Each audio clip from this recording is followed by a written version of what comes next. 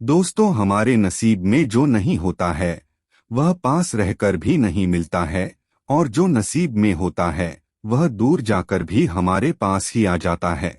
पुराने समय की बात है। एक गांव में बहुत ही ज्ञानी पंडित जी रहा करते थे। पंडित जी आसपास के सभी गांवों में बहुत प्रसिद्ध थे। कोई दिन ही ऐसा गुजरता था जब पंडित जी पूजा के लिए न जाते हों, और इसी कारण वे बहुत धनवान भी थे। पंडित जी अपनी पत्नी उर्मिला के साथ अकेले ही रहते थे। बहुत छोटा सा परिवार था पंडित जी का। संतान के नाम पर केवल एक बेटी ही थी, जिसका नाम शिफाली था। शिफाली की शादी उन्होंने दूर गांव के एक बड़े ही अमीर लड़के के साथ की थी। पंडित जी ने शादी से पहले अपनी बेटी शिफाली की कुंडली तथा उसका भविष्य बहुत अच्छे से पढ़ा था, और अपने होने वाले दामाद विनय की बहुत अच्छे से छानबीन की थी। पूरी संतुष्टि होने के बाद ही तब पंडित जी ने बेटी की शादी की थी। लेकिन शादी के कुछ साल बाद ही विनय बुरे लोगों की संगत में आकर बुरी आदतों में फंस गया था। शराब और जुआ की बुरी लत के कारण विनय पूरी तरह कंगाल हो चुका था। खाने तक के लाले पड़ गए थे। अपनी बेटी की ऐसी हालत देखकर उर्मिला बहुत दुखी होती थी। अक्सर पंडित जी से कहती कि तुम जाकर उनकी कुछ मदद कर आओ, लेकिन पंडित जी हर बार उर्मिला को यही कहकर टाल देते कि अभी कुछ समय तक उनका बुरा वक्त ही चलेगा। हम चाहे कितनी ही मदद क्यों न कर लें, लेकिन जो उनके किस्मत में नहीं है वो उन्हें कभी नहीं मिल पाएगा। पंडित जी की ऐसी बातों से उर्मिला बहुत उदास हो जाती थी और मन ही मन बड़बड़ाती थी कि कितना कंजूस और स्वार्थी पिता है। अपनी इकलौती बेटी को इतना दुखी देखकर भी उसकी सहायता करने के लिए मना कर रहा है। आखिर भगवान ने जो हमें इतना सारा धन दिया है उसका हम क्या करेंगे? हमारी तो और कोई औलाद भी नहीं है। मुश्किल से ले देकर एक ही बेटी है। अगर उसके लिए भी कुछ नहीं कर सकते तो फिर किसके लिए करेंगे? लेकिन पंडित जी ऐसा नहीं सोचते थे। ऐसा नहीं था कि पंडित जी अपनी बेटी से प्यार नहीं करते थे, लेकिन शादी से पहले उन्होंने अपनी बेटी की कुंडली बहुत अच्छे से पढ़ी थी। इसलिए वह पहले से ही जानते थे कि हम चाहे शिफाली की शादी किसी भी लड़के से कर दें, लेकिन उसके जिंदगी में यह बुरा समय जरूर आएगा, और इसे भुगते बगैर उसको छुटकारा भी नहीं मिलने वाला था। शिफाली और विनय के घर खाने पीने के नाम पर केवल पानी ही था। रोज खाने के फाके होने लगे थे। शिफाली ने विनय से कहा, माँ पिता के घर चलकर कुछ मदद मांग लेते हैं। विनय भी इस बात पर राजी हो गया। फिर एक दिन शिफाली और विनय पंडित जी के घर पर आए। पंडित जी और उर्मिला ने दोनों की बहुत आव भगत की, तरह तरह के पकवान खिलाए। शिफाली और विनय की पंडित जी से मदद मांगने की हिम्मत न हुई। उनको बहुत शर्मिंदगी का सामना करना पड़ रहा था, इसलिए वह बिना बोले ही वापस अपने घर को लौटने लगे। लेकिन माँ तो माँ होती है। उर्मिला से रहा नहीं गया और उसने पंडित जी से बिना पूछे चुपके से बेसन के लड्डू बनाकर उसमें सोने के सिक्के रख दिए और शिफाली को दे दिए, जिससे बेटी और दामाद की कुछ सहायता हो सके। उर्मिला यह भी जानती थी कि शिफाली और विनय शर्म के कारण उनसे मदद मांगने से हिचकिचा रहे हैं।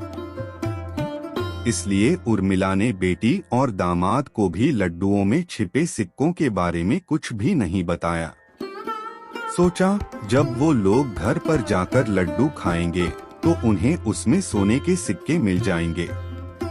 इस तरह बिना मांगे ही उनकी मदद भी हो जाएगी। यह सोचकर उर्मिला मन ही मन खुश हो रही थी। शिफाली और विनय पंडित जी से आज्ञा और आशीर्वाद लेकर अपने घर की ओर चल दिए। उस समय केवल घोड़ा गाड़ी या बैल गाड़ियां ही चलती थीं। और अगर पैसे न हो तो चीजों के लेन देन से भी काम चलता था। वैसे तो विनय और शिफाली का गांव बहुत दूर था, फिर भी पैसों की कमी के कारण वह पैदल चलकर ही अपने गांव जा रहे थे। थोड़ी दूर ही चले थे कि शिफाली का पैर एक गड्ढे में जा गिरा और उसके पैर में मोच आ गई।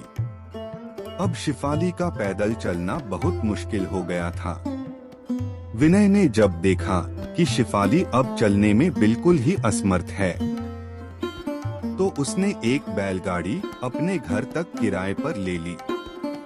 दोनों पति पत्नी बैलगाड़ी में बैठकर घर आ गए, लेकिन बैलगाड़ी वाले को देने के लिए उनके पास पैसे नहीं थे। शिफाली की माँ ने जो बेसन के लड्डू दिए थे, वही लड्डू उन्होंने किराए के तौर पर उस बैलगाड़ी वाले को दे दिए।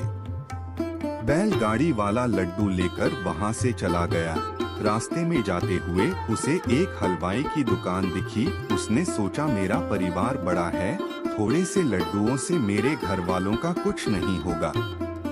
इससे अच्छा मैं इन बेसन के लड्डुओं को बेचकर उन पैसों से आटा खरीद लेता हूँ। और उसने हलवाई को लड्डू बेचकर राशन की दुकान से आटा खरीद लिया। जिस गांव में वह हलवाई की दुकान थी, उसी गांव में एक आदमी के घर पर पूजा का अवसर था और उन्हीं पंडित जी को पूजा अर्चना के लिए बुलवाया था। और पूजा में लगने वाले प्रसाद के लिए उस आदमी ने उसी हलवाई से बेसन के लड्डू खरीदे थे, जिस हलवाई को बैलगाड़ी वाले ने लड्डू बेचे थे। उस हलवाई ने भी उस आदमी को वही लड्डू दिए जो उसने बैलगाड़ी वाले से खरीदे थे, ताकि वह लड्डू खराब न हो जाएं, क्योंकि वो हलवाई नहीं जानता था कि यह लड्डू कब बने हैं। पूजा खत्म होने पर प्रसाद में मिले लड्डू लेकर पंडित जी अपने घर आ गए और जब खाना खाने बैठे तो प्रसाद में मिले वह लड्डू खाने के साथ रख दिए। जैसे ही पंडित जी ने लड्डू खाया तो उसमें सोने का सिक्का निकला। यह नजारा देखकर उर्मिला की आंखों से आंसू बहने लगे।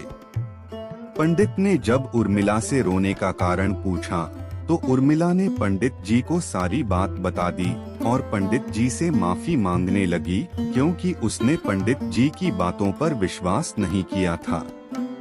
पंडित जी ने उर्मिला के आंसू पोंछते हुए कहा, तुम क्या समझती हो कि मैं अपनी बेटी से प्यार नहीं करता? लेकिन अब अगर हम उसकी मदद कर देते तो वह हमेशा ऐसे ही हमसे मदद की उम्मीद रखता और अपनी बुरी संगत और बुरी आदतों को कभी नहीं छोड़ेगा। अब उर्मिला को पंडित जी की बात समझ आ गई थी। ऐसे ही 3-4 महीने बीत गए। शिफाली विनय के साथ फिर एक बार अपने माँ पिता के घर आए, लेकिन इस बार उनकी स्थिति पहले से बेहतर थी, क्योंकि पिछली बार खाली हाथ जाने के बाद विनय ने अपने बुरे साथी और बुरी आदत दोनों ही छोड़ दिए थे। पूरी मेहनत और लगन से काम करने लगा था।